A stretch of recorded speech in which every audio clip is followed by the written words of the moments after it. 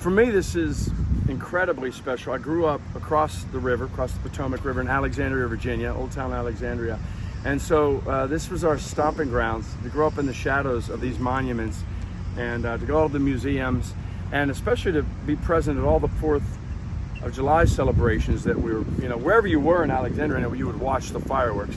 Sometimes you would come here in town and brave the throngs to be a part of it.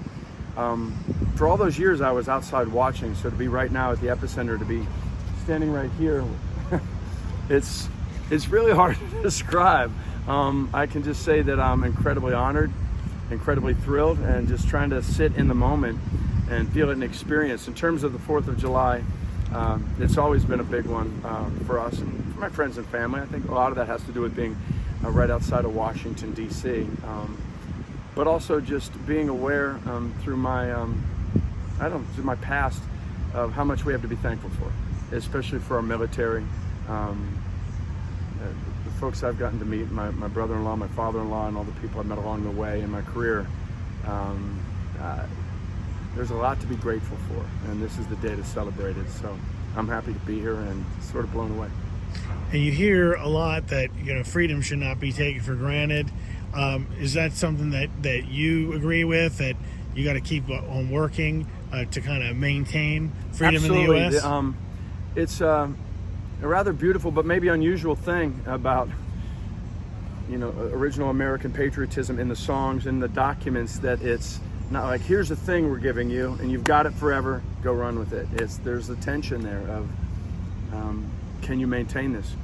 Can you make sure that everybody has the freedom that they deserve as part of this country? I mean, even in the Star-Spangled Banner, the phrase, "Oh, say does that Star-Spangled Banner yet wave, or the land of the free and the home of the brave." Certainly it meant on the night, is the flag still flying? But now what it means to us is, does that flag fly over the land of the free and the home of the brave? So I think that's special and meaningful, because it means that in this participatory system we have, everybody has to care about that a little bit. And this is the day, it's kind of beautiful that we all come together to say, yeah, we do.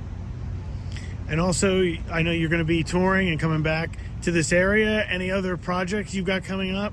TV, movies that you want to talk about? Well, I'm real excited because on the backside of this incredible roller coaster that was Outer Banks, and getting to play Ward Cameron on that show, I never stopped making my music, but now I have this moment where I can, I've worked hard and have an album that's all ready to go.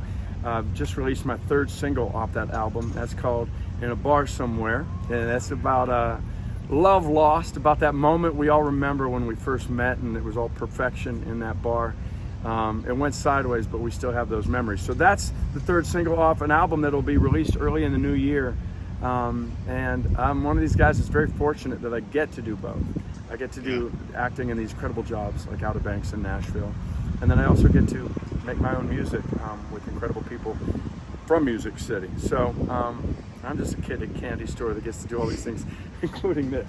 I mean, come on, this is, if you had told little kid me that was running around these places as a kid that I would be standing here on July 4th, I'm not sure I would have believed you, but